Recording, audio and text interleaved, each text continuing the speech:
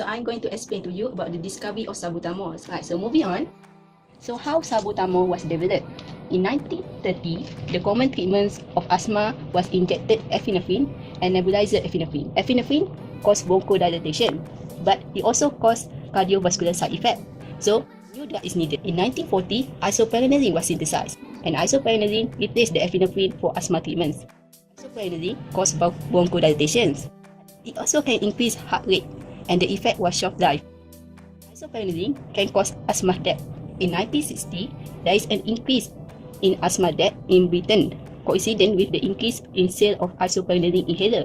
During that time, isoperenelline inhaler was sold in high dose. So, based on this coincidence, a new drug was needed. So, David Jack and his team developed many kinds of analog of isoperenelline, but that analog must have long-acting effect and relatively stable for oral and injection. So, this kind of test shows that the present beta agonist analog that was active in bronchial muscle but do not affect the heart. So during this time, David Jack thought that there is a beta receptor at bronchial muscle that do not affect the heart.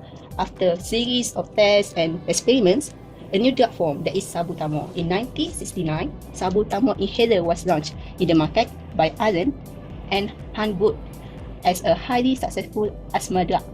And until today, salbutamol was still on the market, sold as Ventolin and Povivectin. As you can see before, developments of asthma treatment start from epinephrine, moving to isoperenelline, moving to salbutamol. But during this time, studies of beta receptor is still not fully understand. So how actually salbutamol was synthesized? Adrenaline is non-selective. It can stimulate both alpha and beta receptor. So it's a non-selective receptor. For isoperenelline, it's also non-selective. It can stimulate beta, but both beta 1 and beta 2. For salbutamol, it can stimulate beta 2. So it's the only drug that is selective for asthma treatment. But the experiment during that time is not based on the receptor, instead based on the function that they are looking for. For example, adrenaline has bronchodilation. This is what they want, but it has cardiovascular side effect. So they will remove the functional group that cause cardiovascular side effect and produce analog of adrenaline, that is isoperenelline. So isoperenelline have bronchodilation, that is what they want, but it also has a little bit cardiovascular side effect. So they will remove the functional group that cause cardiovascular side effect, produce a new analog, that is salbutamol. So salbutamol has bronchodilation and lasts longer than any other drug. Salbutamol lasts about 4 hours. This kind of drug development actually do not based on the receptor, but based on the function of the drug before them.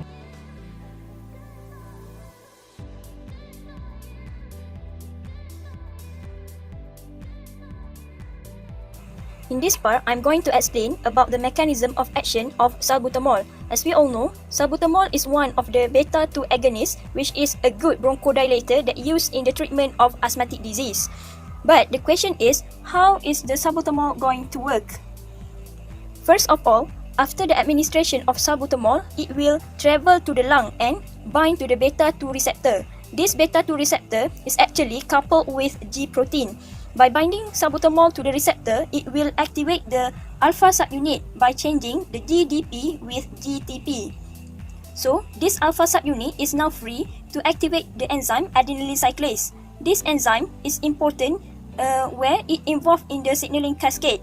So, adenylyl cyclase will change the ATP into cyclic AMP. This concentration of cyclic AMP is very important in the physiological changes after that. It will inactivate the myosin light chain kinase and also decrease in the intracellular calcium ion. These both factors, myosin light chain kinase and also the concentration of the intracellular calcium ion, is very important in the smooth muscle constriction. So here, by inhibiting these two factors, it will result in the smooth muscle relaxation. Hence, we can treat the asthmatic symptoms.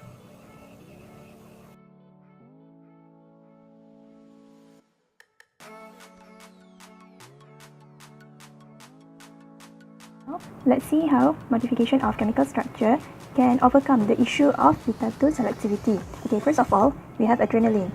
So, adrenaline is used at first to treat asthmatic attack in emergency situation. But adrenaline able to bind to any available adrenergic receptor, so it may cause to unwanted cardiovascular side effects. So, to have a drug more selectivity towards beta receptor, so we add we have isoprenaline.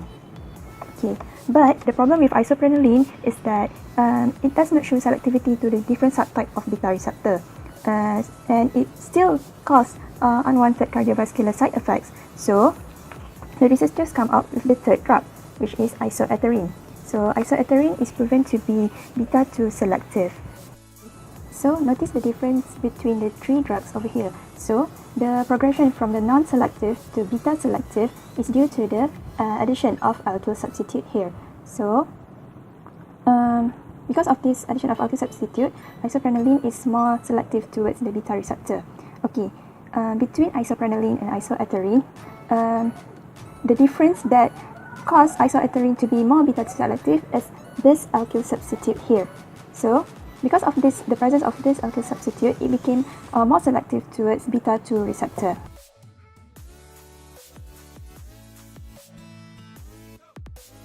Okay, the last time we had successfully overcome the issue of beta-2 receptor selectivity, but now there's another issue, which is isoeterine is metabolized by catechol O-methyl transferase, or in short COMT. So in order to overcome this issue, we change the functional group at the methyl position. So from hydroxyl group, we change to hydroxymethylene group over here. So when we change the functional group, it is proven that this drug molecule is not metabolized by COMT. So this molecule is now known as salbutamol.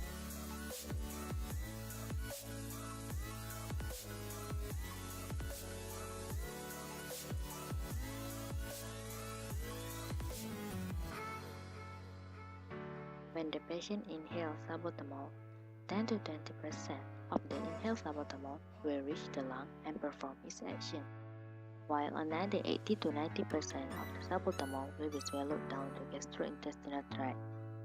Then the absorption from the GIT will pass through the first pass effect in the liver. Salbutamol is readily absorbed from the GIT. The inactivation of salbutamol by the liver will be excreted in urine as unchanged drug and also its conjugate. Majority of the inhaled salbutamol will be excreted from the body within 72 hours.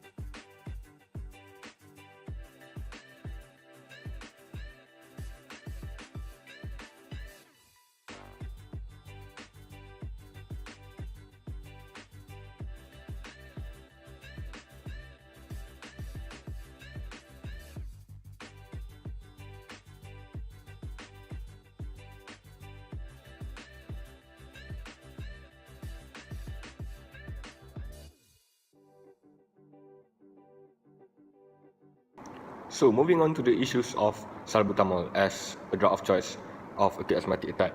So first let's watch a video made by our good friend. So take it away. So moving back to me, I will present you the second issue, which is the enantiomer forms of salbutamol. Salbutamol contains both R and S intermediate form, but here's the catch.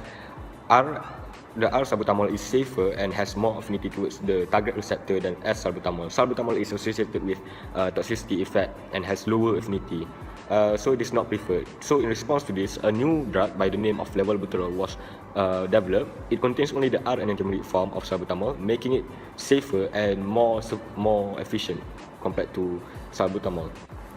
The problem with this is that Levalbuterol isn't really cheap, so not a lot of people can use it, and so this inhibits its widespread use throughout the world. Now this begs the question, which one is actually better? Now, when we consider the economical factor, of course salbutamol is better because not only does it deliver its effect properly, it is also cheaper. But those who are more economically stable might consider Levalbuterol because it is much safer and more effective than salbutamol. Now, certain asthmatic patients are given long-acting beta agonists, but here's the thing: why isn't long-acting beta agonist considered enough to counteract the acute asthmatic attacks? I mean, each time we have acute asthmatic attacks, why couldn't we just administer a long-acting beta agonist? Now, one thing that I found about long-acting beta agonists is that it is not effective against acute asthmatic attacks. Now, this could be for a number of reasons. It could be because of their absorption profile or etc. But nonetheless, it's not effective against acute asthmatic attacks. But not only that, I mean, you might be thinking perhaps we could just increase the dose. But then long-acting beta agonist is proven to be unsafe because the FDA have found that it may worsen asthmatic symptoms known as exacerbation. Also, when we consider the convenience for the patients and for the health provider, we can see that short-acting beta agonist is much better because for LABA, for long-acting beta agonist, it requires heavy consideration from the patient side as well as strict control by the health provider. So when we consider these factors, we might say that short-acting beta agonist is much more better in terms of efficiency, safety, and also convenience in terms of countering acute asthmatic attacks. So that's all from me. Thank you. So that's all the presentation from us. I hope you enjoyed the video. I am Umar from Group 12, and we would like to say...